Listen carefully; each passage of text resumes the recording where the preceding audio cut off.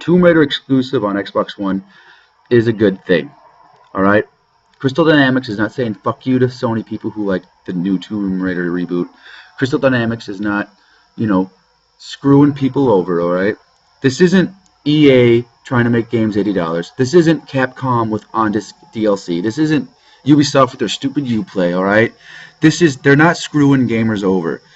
All right, because if you don't remember how horrible, and this is the 360 PS3 version, not the the remake for the PS4 and Xbox Ones, but you remember how bad Tomb Raider the reboot did on the 360 and PS3. It was bad. I think they only made like half of what they needed to make for a profit or something, their goal. And you got to realize that's back in Crystal Dynamics' mind. So when Microsoft, with their big pockets, they come knocking on your door saying, here's guaranteed money, what are they supposed to do? Say, oh, no thanks. We're going to try and, see if we can't make more than what you're offering us with sales on PC and PS4. Like, dude, that's not how, that's would be bad business making skills. Like, I guess what people don't like is, I really don't understand what people don't like about this, because they're not saying you can't play the game. They're not saying, oh, you can't go get an Xbox One and play our game. It's just like any other exclusive. Xbox did this before with Splinter Cell Conviction, you know what I mean? A game that used to be on multiplats, but then they bought just one of the series. They didn't buy the entire series, because then next year, Blacklist came out on both PS3 and Xbox 360. But the one before Blacklist, Conviction, they made that an exclusive for Xbox 360. And I don't really think there was much heat about that. So I don't know why there's so much heat about Tomb Raiders, the Rise of the Tomb Raider, because you got to realize Phil Spencer's doing a great job at Xbox.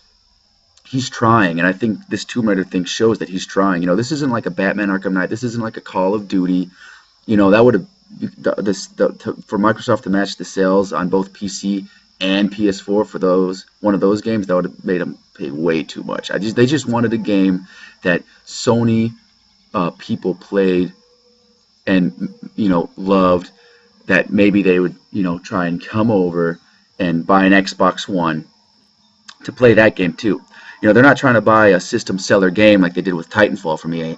What they're trying to do is buy a game to add on to the Xbox library.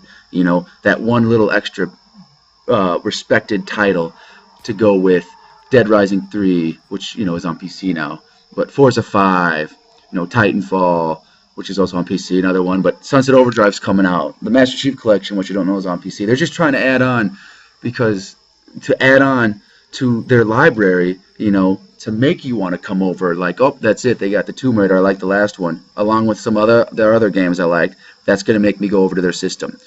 I mean, Xbox, out of anyone, needs the most help. Nintendo's got is doing better with the Wii U, and they got the 3DS. We all know how the PS4 is doing.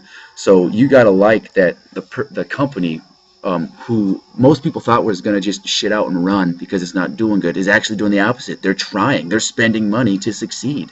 And like Crystal Dynamics, like I said, they've got that last Tomb Raider, which was a failure. Seriously, what do you want them to do? Tell Xbox, go away, we don't want that guaranteed money? They need money to keep going, to make better games, to evolve in the business. So that's good that they got that money. And that's like, would think, yeah, like Xbox would have to at least match what they were expecting to make on both PC and PS4 combined. I would say that, or they may have took a little less just because they're scared that they, of what happened last time. So that's good for Crystal Dynamics to continue on in the future, and that's good for Xbox because they're adding something to their library. Not just adding something to their library, like Sunset Overdrive, people are very unsure about it because it's kind of a new type of game. Tomb Raider isn't. That's a game people experienced and probably were looking forward to another sequel. And if they want that sequel, you got to go to Xbox. And Xbox also has that new white Xbox One coming out with Sunset Overdrive for only $400, so you don't even have to pay the $60 for Sunset Overdrive, which is like their game of the year almost. That's the one they've been pushing hard. That or Halo, the Halo Master Chief Collection. So you could get a game as big as Sunset Overdrive, and then if you have $60, fuck it, get the new Tomb Raider. You know what I mean? Not really sure when Tomb Raider's coming out. That might be 2015, but the point is that's something else to look forward to. And they didn't buy the franchise. Like it's like if they didn't buy the Tomb Raider franchise. They just bought this game.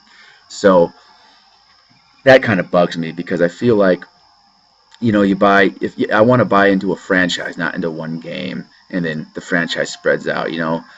I don't really like that much. That kind of bugs me. But at the same time, I just like the fact that it shows Phil Spencer and Xbox are competent people and that they're trying to go toe to toe with a company that's beating them 3-1 in sales for a console. So, and Nintendo's done it with Bayonetta 2. This stuff happens.